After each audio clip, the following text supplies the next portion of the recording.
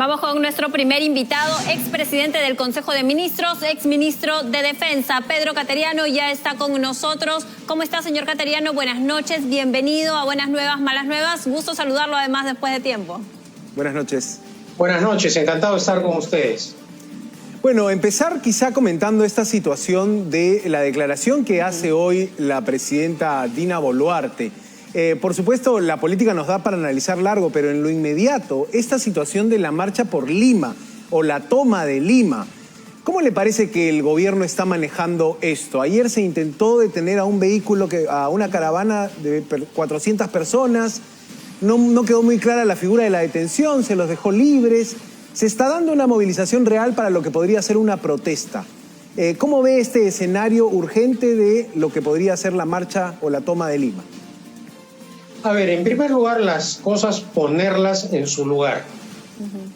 ¿Es la presidenta Boluarte una traidora? Objetivamente no. La presidenta Boluarte, cuando fue ministra, acompañó al calamitoso gobierno del golpista Castillo en todos sus gabinetes, guardó silencio frente a los actos de corrupción y digamos que lo acompañó en las buenas y en las malas. ¿Cuándo se aparta la presidenta Boluarte? Cuando Castillo intenta un golpe de Estado. El traidor a la democracia es Castillo. El que vulnera el orden constitucional y democrático es Castillo. Y es por esa razón que la presidenta, que algunos dicen que juró renunciar si lo vacaban a Castillo, cambia de opinión por una sencilla razón. Porque cuando ella hizo esa promesa de renunciar si vacaban a Castillo, Castillo no había insinuado, ni nadie se imaginaba que iba a dar un golpe de Estado. Entonces el verdadero traidor es Castillo. Correcto. El traidor a la democracia con su intento de golpe. Correcto. Segundo lugar, sí, queda clara esa mirada.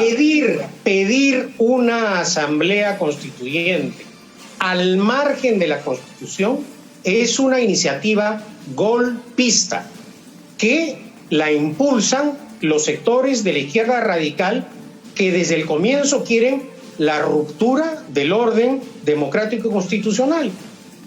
El Partido Perú Libre y las facciones que luego han aparecido a raíz de los problemas o luchas intestinas de ese sector de la izquierda radical.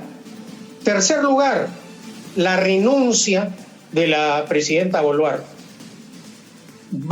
A ver, en los últimos años la alta rotación de ministros, de presidentes del Consejo de Ministros y de presidentes ha solucionado los problemas.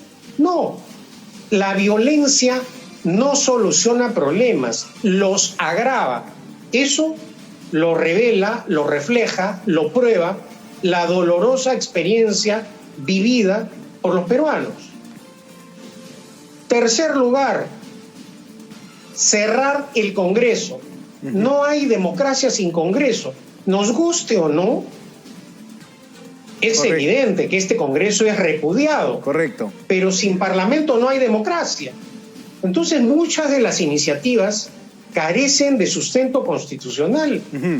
Y por esa razón, a pesar de los pésimos antecedentes de la presidenta Boluarte, de sus errores, de sus dudas, de su mal manejo, de su pésimo manejo de la crisis política, a ella, de acuerdo a la Constitución, le corresponde ser presidenta. Correcto. Porque fue elegida por el voto popular que acompañó a Castillo también. Hasta ahí estamos claros, señor Cateriano, y hemos seguido con atención su línea de ideas de uno por uno rebatir los argumentos de la gente que protesta, del pliego de reclamos de la protesta.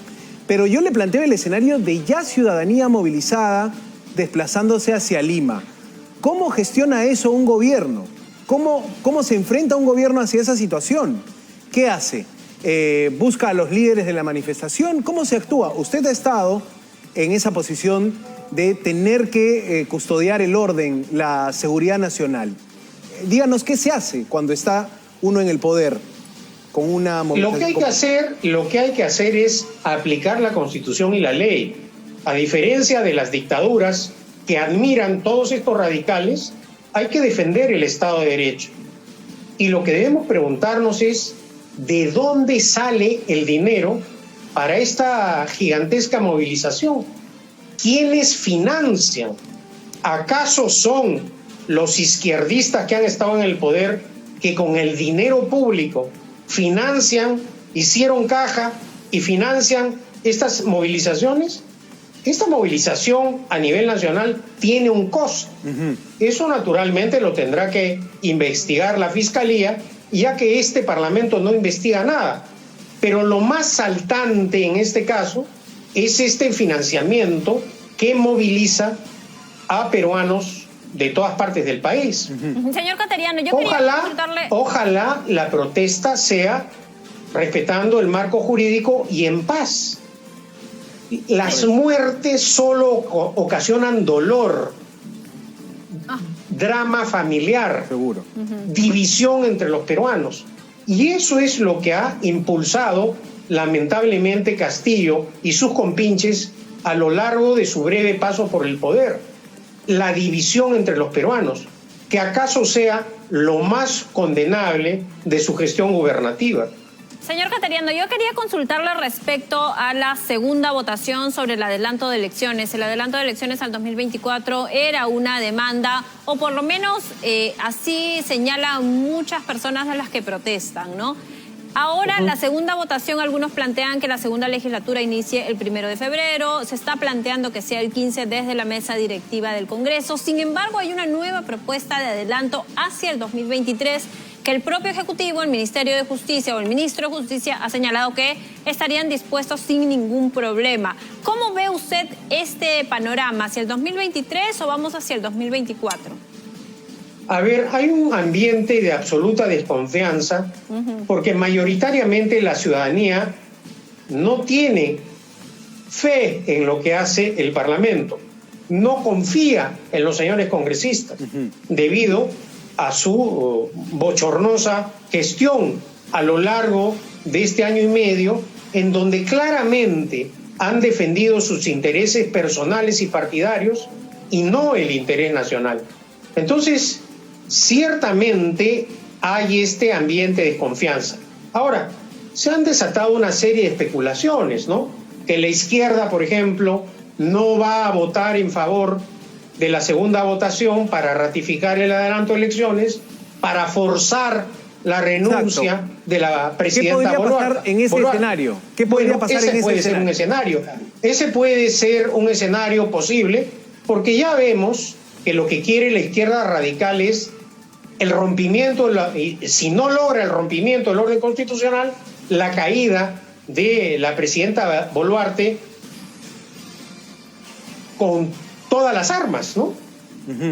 Podría conseguirlo si es que se ponen de acuerdo, porque ahorita lo que estamos viendo en el Congreso es una correlación de votos 75 del llamado bloque democrático y 40 y pocos más de los grupos de izquierda. Entonces no se llega a los 87 votos. Por esa misma razón, si la izquierda radical decide boicotear la segunda votación, no estaríamos encaminados al adelanto general de las elecciones con modificación del texto constitucional, sino que estarían forzando la renuncia de la presidenta Boluarte. Y como todos sabemos, la Constitución claramente establece que cuando asume la presidencia de la República, el presidente del Congreso tiene que convocar elecciones. Señor Cateriano, pero a esto también se estaría sumando parte de la derecha y de la derecha radical. Jorge Montoya ha dicho que ellos se tienen que cumplir su mandato hasta el 2026 y ellos, además Renovación Popular, votó en contra incluso en la primera votación del adelanto de elecciones. Sí, usted tiene la razón. En este aspecto coincide la extrema derecha con la extrema izquierda. La diferencia es que la extrema izquierda quiere el rompimiento del orden democrático constitucional, es decir, que el régimen democrático se desplome, desaparezca. Eso es lo que quieren Cerrón y sus camaradas. Eso está claro. Esa es la estrategia violentista de la izquierda radical. Y ante eso le preguntaba, ¿cómo cree que está gestionando el gobierno de Dina Boluarte esto? Tenemos al lado derecho de la pantalla la imagen de lo que es el centro de Lima. La previsión es que haya protestas mañana y pasado. ¿Cómo debe gestionarse esto? Porque si seguimos, digamos, en la línea de que la policía se ha visto desbordada, de que has tenido alguna toma de aeropuerto y has tenido que salir a responder, digamos, el gobierno arriesga un montón al permitir una manifestación así de grande en Lima, si es que llegaría a realizarse. ¿Cómo ve esto, señor Cateriano? Yo confío que la Policía Nacional ha hecho una evaluación de su anterior estrategia y que ahora pueda contener la violencia y sus excesos.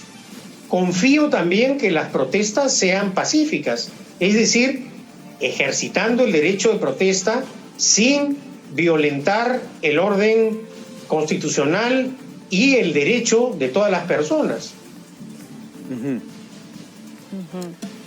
¿Cuál es el escenario que ve usted finalmente, señor Cateriano, hacia los próximos meses? ¿Continúan las movilizaciones? ¿El Congreso aún no pone en agenda la segunda votación del adelanto de elecciones?